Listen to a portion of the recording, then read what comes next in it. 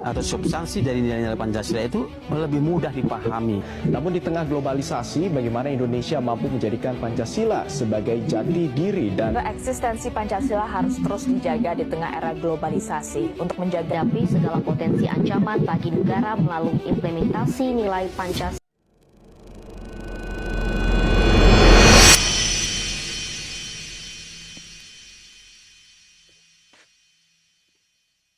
Assalamualaikum warahmatullahi wabarakatuh. Hai teman-teman, selamat datang di video pembelajaran hari ini. Kita akan membahas satu topik yang super penting dalam PPKN, yaitu kedudukan Pancasila. Mulai dari Pancasila sebagai dasar negara, pandangan hidup, sampai ideologi yang menuntun arah bangsa. Kita mulai dari hal yang paling dasar dulu, yaitu konsep Pancasila. Jadi, dalam pidato 1 Juni 1945, Bung Karno menggunakan dua istilah yang mungkin terdengar agak sulit, yaitu filosofis Grundslag dan Weltanschauung. Filosofis Grundslag itu artinya adalah filsafat, semacam pondasi utama yang menjadi pijakan berdirinya negara. Ibarat sebuah rumah, semakin kuat pondasinya, semakin kokoh bangunan yang ada di atasnya. Nah, untuk Indonesia, pondasi itu adalah Pancasila. Kalau istilah kedua yaitu Weltanschauung, artinya pandangan hidup atau cara kita melihat dunia. Bung Karno menyebutkan kata ini lebih dari 30 kali untuk menunjukkan bahwa Pancasila itu bukan cuma dasar negara, tapi juga cara berpikir bangsa Indonesia dalam menjalani kehidupan sehari-hari. Dari dasar pemikiran itulah muncul 5 sila Pancasila. Sila pertama mengingatkan kita untuk beriman kepada Tuhan. Sila kedua berbicara tentang nilai kemanusiaan. Sila ketiga mengajak kita menjaga persatuan. Sila keempat mengajarkan kita berdemokrasi dengan cara yang bijaksana dan mengutamakan musyawarah. Dan terakhir, sila kelima menuntun kita menuju keadilan sosial. Jadi, Pancasila bukan hanya hafalan 5 kalimat, ia adalah dasar, pegangan, dan panduan hidup bangsa Indonesia. Dengan memahami maknanya, kita bisa lebih mengerti kenapa negara ini bisa berdiri seperti sekarang. Sekarang kita masuk ke bagian penting, yaitu Pancasila sebagai dasar negara. Coba bayangkan sebuah piramida besar, di bagian paling atas ada Pancasila. Bukan karena sok tinggi, tapi karena dari situlah semua aturan di Indonesia mengambil arah dan nilai dasarnya.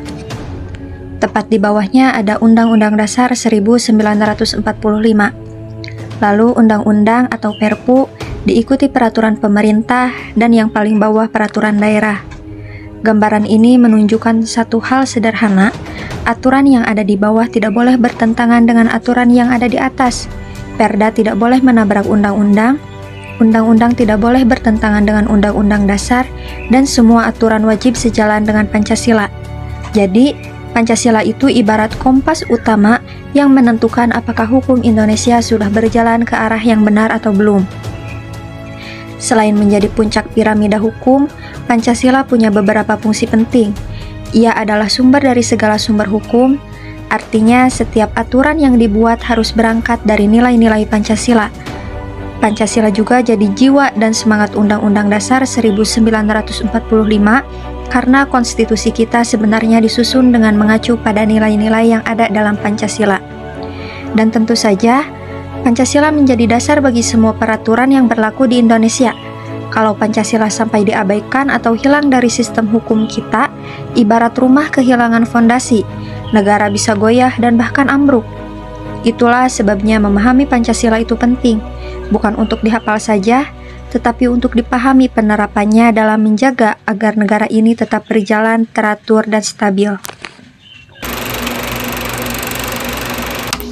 Kalau tadi kita sudah membahas Pancasila sebagai dasar negara, sekarang kita masuk ke sisi yang lebih dekat dengan kehidupan sehari-hari, yaitu Pancasila sebagai pandangan hidup.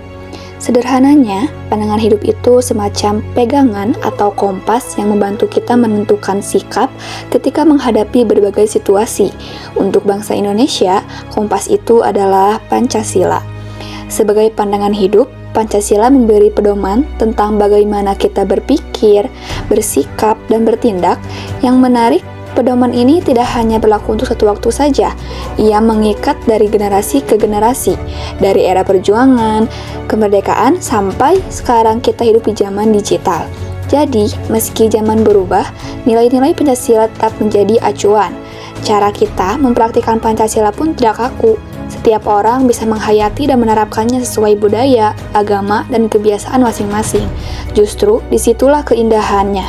Perbedaan bukan untuk dipertentangkan, tetapi dirangkai menjadi satu, seperti semboyan kita, Bhinneka Tunggal Ika, berbeda-beda tapi tetap satu. Sebagai pandangan hidup, Pancasila juga punya banyak fungsi. Ia bisa menjadi pedoman kita ketika kita menghadapi masalah, baik masalah pribadi maupun sosial. Nilai-nilai Pancasila membantu kita mencari cara penyelesaian yang bijaksana dan manusiawi. Dalam skala yang lebih besar, Pancasila juga menjadi alat untuk memahami dan mengatasi berbagai problem sosial, politik, atau ekonomi yang muncul di masyarakat. Selain itu, Pancasila memberi arahan untuk membangun diri sebagai manusia yang lebih baik, lebih adil, lebih peduli, dan lebih toleran. Dan tentu saja, salah satu fungsi terpentingnya adalah sebagai alat pemersatu bangsa. Dengan berbagai perbedaan yang kita miliki, Pancasila membantu menjaga kita tetap bergerak ke arah yang sama, tetap merasa sebangsa, dan tetap saling menghargai. Dengan kata lain, Pancasila sebagai pandangan hidup adalah cara bangsa Indonesia memaknai kehidupan, cara yang menyatukan, menguatkan, dan menuntun kita dalam perjalanan sebagai sebuah negara yang beragam.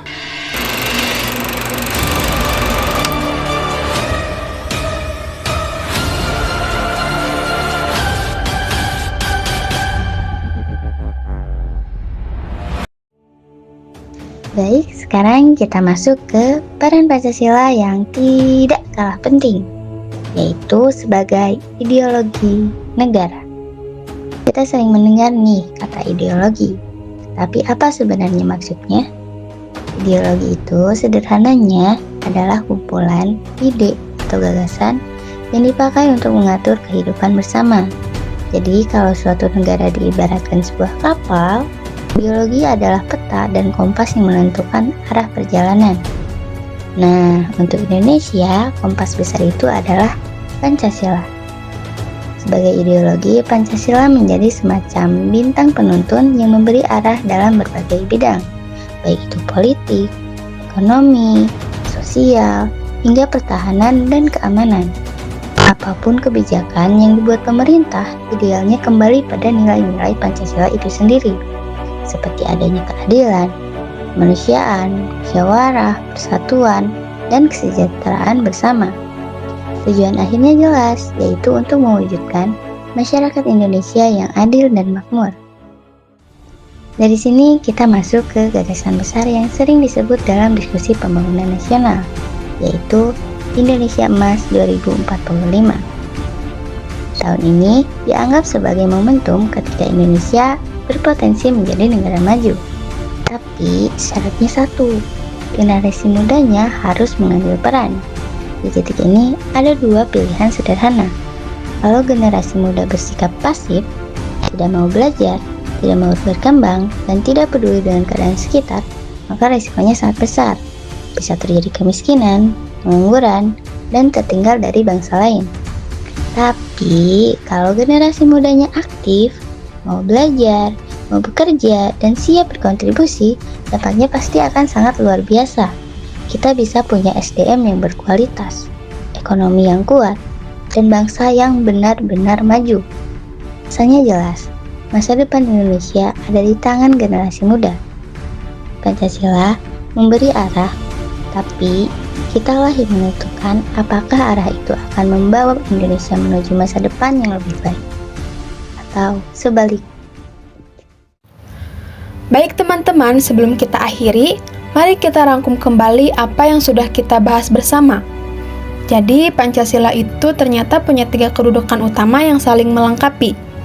Pertama, Pancasila sebagai dasar negara, artinya seluruh peraturan dan hukum di Indonesia harus mengikuti arah yang diberikan Pancasila. Kedua, Pancasila sebagai pandangan hidup, yaitu pedoman untuk menjalani keseharian kita sebagai bangsa negara Indonesia. cara kita bersikap, berpikir, dan berinteraksi, semuanya kembali lagi pada nilai-nilai Pancasila. Dan ketiga, Pancasila sebagai ideologi negara yang menjadi bintang penuntun bagi perjalanan bangsa dari politik, ekonomi, hingga pembangunan masa depan seperti Indonesia Emas tahun 2045, semuanya diarahkan oleh nilai dasar Pancasila. Jadi, Pancasila bukan cuma teori yang dihafal, tapi sebagai pandangan hidup yang membentuk cara kita membangun masa depan. Terima kasih sudah mengikuti pembelajaran ini sampai akhir. Semoga penjelasan tadi membuat kita semakin paham bahwa Pancasila bukan hanya milik pemerintah atau sekolah, tapi milik kita semua sebagai warga negara. Dengan memahami dan mempraktikannya, kita sama-sama ikut menjaga Indonesia tetap kuat, bersatu, dan terus melangkah maju.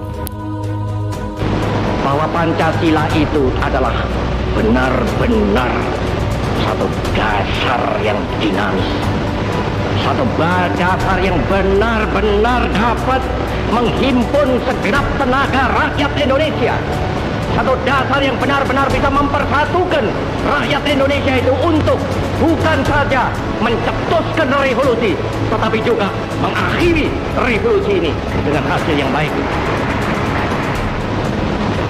Maka aku adalah sebenarnya utusan, wakil daripada revolusi Indonesia.